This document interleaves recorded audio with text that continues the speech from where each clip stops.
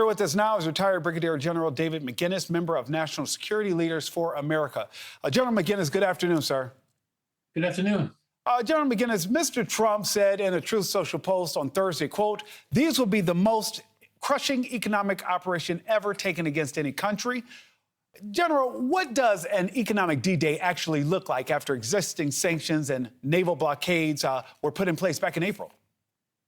Well, first of all, it has to have an impact that's going to move the Iranians to comply.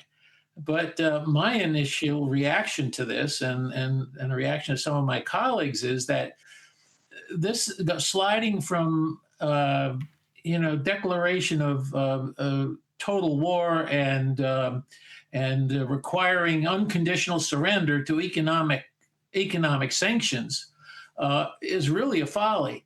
And what he's proposing is nothing more than what President Obama did to get the original agreement with the Iranians on their nuclear system. And the thing that President Obama had is he had 5 other allies who were nuclear nations, or as with Germany, one of those powerful economies in Europe. And President Trump's on his own on this one, number one. And number two, 2 of those 5 countries are now helping Iran rearm themselves against us again, and they're helping them with economic recovery. So it doesn't seem to me like it's going to be too effective. It's a lot of bluster, it's a lot of distraction, but I don't think it has a lot of substance. Yeah, and that was my next question. Do you think that strategy will actually work? But I mean, how long do you think this could last, and will Iran actually cave? In order for something like this to work, as it did back in the Obama administration and during the Reagan administration, this isn't necessarily red or blue when you talk about these types of actions. You have to have a coordinated effort. You have to have multiple countries who have power focused on making the economic sanctions work. Because if you don't, it's too easy to get around them. And we've seen that with Russia. Even though there's been a lot of sanctions from Europe and the United States and other countries, they still manage to a certain extent to beat the sanctions. And us going it alone, I don't think it's going to work.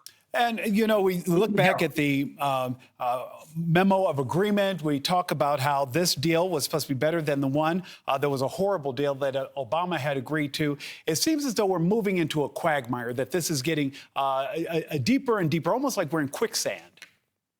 Well, yeah, and I've seen that quote and I've read that quote before. We are. I mean, I've been on a number of times on News Nation, and I've said the Iranian Revolutionary Guard has us on the horns of a strategic dilemma.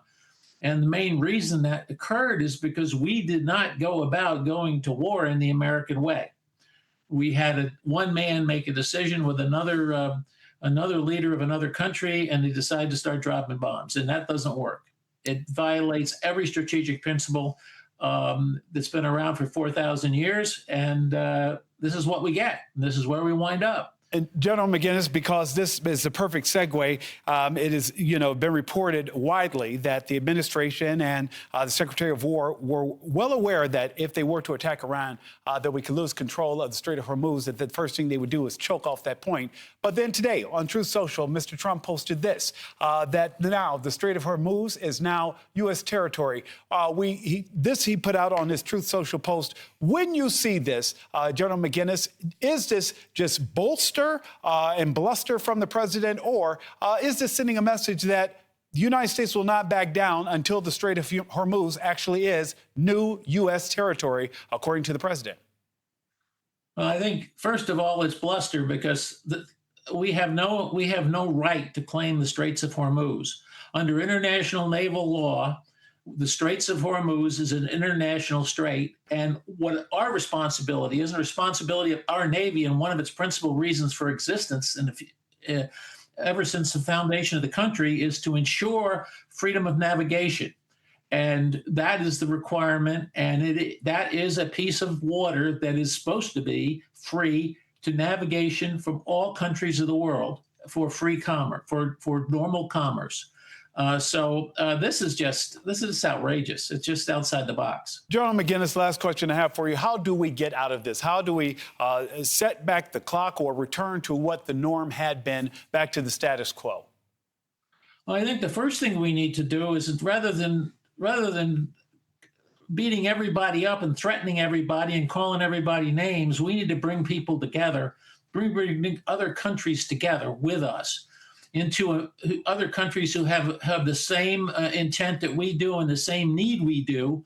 And I'm not only talking about the Gulf countries, but I'm also talking about Europe and other countries that are dependent on that oil, including China, and come to an agreement to force the issue on open navigation of the straits. And if necessary, we have to put troops on the ground.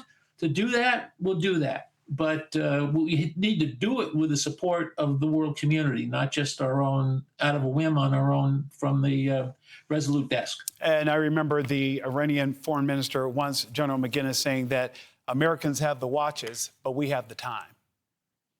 Well, that's it. And, as I said before a couple of weeks ago, basically the Revolutionary Guard is using George Washington's strategy, which is, if I don't lose, I win. And the longer they can drag this out, the better chance that they're going to get a result in their favor. And you got, and things are changing. I mean, Iran is negotiating with them.